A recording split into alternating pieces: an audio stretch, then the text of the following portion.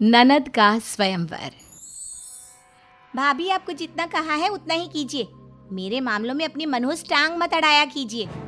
और नहीं तो क्या, कितनी बार कहा है चुपचाप एक कोने में पड़ी रहा कर, लेकिन नहीं, ये मैडम आ जाती है अपनी भत्ती सी सांवली शक्ल लेकर। मेरे बेटे को तो खा गई, और अब हमारी जो बची कुची खुशियां और इज्जत है उसे भी खा जाने का इरादा है क्या? नहीं माँ जी, पापा जी, उर्वशी, मैं ऐसे क्यों जाऊंगी? वो तो बस उर्वशी की शादी की बात निकली, इसलिए मैं अपनी राय।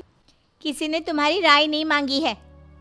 और वैसे भी मेरी बेटी उर्वशी इतनी सुंदर है, इसके लिए तो लड़कों की लाइन लगी हुई है। रिद्धिमा एक विधवा होती है। उसका पति 2 साल पहले ही उसे इस दुनिया में अकेली छोड़कर चला गया। रिद्धिमा का रंग सांवला होने के कारण उसे हमेशा से ही लोगों के ताने और मजाक वाली बातें सुनने मिलती।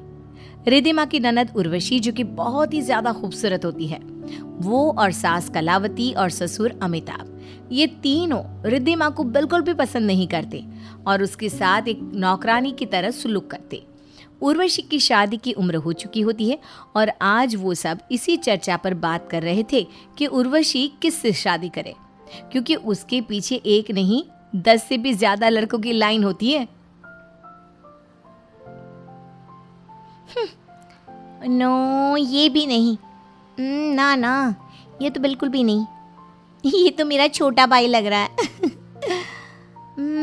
इसमें थोड़ी सी बात है। उफ़ो, मम्मी पापा, मुझे तो कुछ भी समझ में नहीं आ रहा। ऐसे कैसे समझ में नहीं आ रहा बेटा? तुझे जितने भी फोटोज दिखाए हैं ये सारे रिश्ते खुद से आए हैं, और तो और ये लड़के और इनके परिवार वाले मरे जा रहे हैं तुम्हें अपनी बीवी और बहू बनाने के लिए। अरे लेकिन इनमें से कोई ऐसा भी तो होना चाहिए ना जिस पर मैं भी मरूं। हैंडसम तो है कुछ कुछ, लेकिन हाँ, आइडिया। अब कौन सा आइडिया टपक पड़ा है तेरे इस खुराफाती दिमाग में? उर्वशी उठती है और अपने सर पर दुल्हन की तरह चुनरी ओढ़कर कहती है, मैं अपना स्वयंवर चाहूंगी। क्या? यस, अपने स्वयंवर में मैं स्वयं चुनूंगी कौन है वो उम्दा और श्रेष्ठ वर जो बनेगा मेरा जीवन साथी। आइडिया तो अच्छा है, लेकिन बेटा, अच्छा कोई ना, जीती रहो, बस कोई तमाशा खड़ा मत करना। टेंशन ना ले मम्मी और रिद्धिमा भाभी, ऐसी बुरी नज़र से मत घूरो हमें। एक तो पहले ही भाई को हमसे छीन के आपने हमारी खुशियों को आग लगा दी, अब अपनी ननद के स्वयंवर पे नज़र लगाई तो देखना, मुझसे बुरा कोई नहीं होगा। पहली बात तो मैंने तुम्हारे भाई को और इस घर के बेटे को नहीं छीना है। अंकुर की मौत एक फायर एक्सीडेंट में हुई थी। और दूसरी बात, मैं तुम्हारे स्वयंवर से और शादी से दूर ही रहूंगी। उसी में भलाई है, क्योंकि तुझ जैसी पनौती के अशुभ कदम हर खुशी को दुख में ही बदल सकते हैं। चल जाकर रसोई का काम निपटा। कलावती, उर्वशी और अमिताभ तीनों भी रिद्धिमा के साथ बुरा व्यवहार करते। वहीं अपनी खूबसूरती का घमंड और अकड़ करने वाली उर्वशी अपना स्वयंवर रचाती है। स्वयंवर में सब लड़के होते हैं जो लाइन से खड़े होते हैं और उर्वशी एक सिंहासन जैसी कुर्सी पर बैठती है। तुम सभी नसीब वाले हो जो मैंने इतने लड़कों में से सिर्फ तुम सातों को शॉर्ट लिस्ट किया है। लेकिन तुम सातों को अगर मेरा पतिदेव बनना है और मुझे अपनी अर्धांगिनी बनाना है तो तुम्हें कई सारे चैलेंजेस को मात देना होगा। तो तुम सब तैयार हो ना? हाँ, बिल्कुल तैयार है। जी, एकदम रेडी। और आपका दिल वाला मैं ही हूँ, और आपको दुल्हनिया बनाकर मैं ही ले जाऊंगा। देखते भैया, अगर तू इन्हें दुल्हनिया बनाकर ले जाएगा तो हम क्या बहन बनाकर ले जाएंगे हैं? इन्हें डोली में बिठाकर तो मैं ही ले जाऊंगा। देखते किसमें कितना है दम। वाह, गुड स्पिरिट। सातों लड़के स्वयंवर की चुनौतियों के लिए तैयार हो जाते हैं। सबसे पहली चुनौती होती है, तो अब तुम्हें अगर मेरा पति बनना है तो खाना बनाना आना चाहिए, क्योंकि मैं हूँ 1 नंबर की चटोरी और मैं घर का कोई काम भी नहीं करूँगी। इसलिए चलो, जो बढ़िया से बढ़िया स्वाद वाला खाना बनाएगा वो फर्स्ट राउंड क्लियर कर लेगा और जो सबसे घटिया और वाहियात खाना बनाएगा वो सीधा इस स्वयंवर से आउट हो जाएगा। सातों लड़की जी जान लगाकर खाने के पकवान बनाते हैं। बाद में उर्वशी सबका खाना चखती है और फिर तुम तो हलवाई निकले यार। ये जलेबियां और रसमलाई तो सॉलिड बनी है। ओके, तो फैसला ये है कि इस राउंड से आउट होते हैं अर्नव और हितेन, क्योंकि उन्होंने सबसे घटिया खाना बनाया है। अर्नव और हितेन चले जाते हैं। इसके बाद दूसरे राउंड में उर्वशी सभी को डांस करने के लिए कहती है।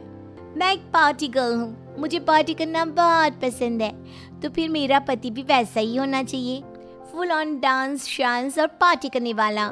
सभी लड़के तरह तरह की स्टाइल में डांस करते हैं उर्वशी का दिल जीतने के लिए। सभी लड़के खूब मेहनत करते हैं।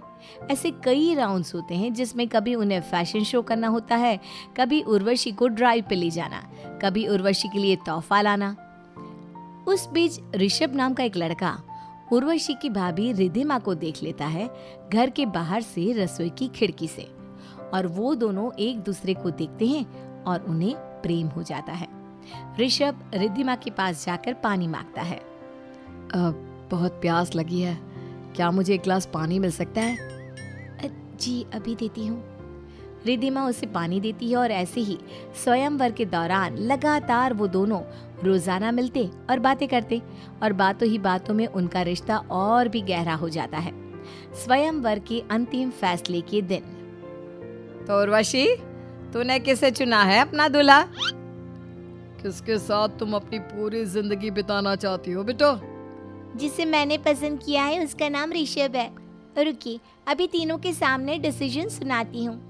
पंडित जी, आप मंत्रों के साथ तैयार रहिए, कोई भूल चूक ना हो, शादी पूरे विधि विधान से ही होनी चाहिए। ठीक है बिटिया। मेरे तीनों फाइनल कंटेस्टेंट्स हाजिर हो। तभी ढोल नगाड़ों के साथ वहाँ तीनों की जगह सिर्फ 2 दूल्हे आते हैं, अपने हाथों में वरमाला लिए। ये क्या, अभिमन्यु और केशव, तुम दोनों ही हो? ऋषभ कहाँ है? मैंने तो उसे ही अपने स्वयंवर का वर चुना है। क्या? तो हम क्या यहाँ अचार डालें? और नहीं तो क्या, खुद को मिस वर्ल्ड समझती है, करती बैठो उस ऋषभ से ही शादी। अभिमन्यु और केशव गुस्से से वरमाला फेंक कर चले जाते हैं, और वहाँ पर ऋषभ और रिधिमा दोनों भी शादीशुदा जोड़े के जैसे गले में वरमाला और एक दूसरे का हाथ थाम कर आते हैं। उर्वशी, कलावती और अमिताभ ये देखकर पूरी तरह भौंचक्का रह जाते हैं। ये क्या ऋषभ, तुमने इस विधवा औरत से, मेरी भाभी से शादी कर ली?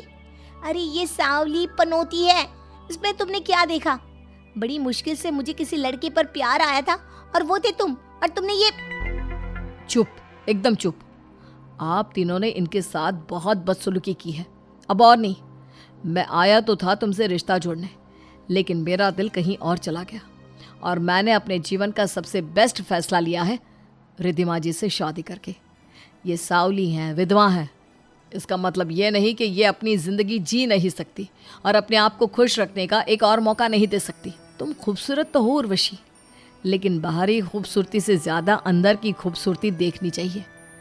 आज जो कुछ भी तुम्हारे साथ हुआ वो तुम्हारे घमंड और अकड़ के कारण हुआ। मैं रिधिमा जी से बहुत प्यार करता हूँ, और अब ये मेरी बीवी है। इससे कोई हाथ भी लगा के दिखाए, अत्याचार तो बहुत दूर की बात है। रिधिमा और ऋषभ दोनों वहां से चले जाते हैं, और उर्वशी रोते हुए सर पीटते रह जाती है। ऋषभ रुको, तो तुम मुझे नजरअंदाज नहीं कर सकते।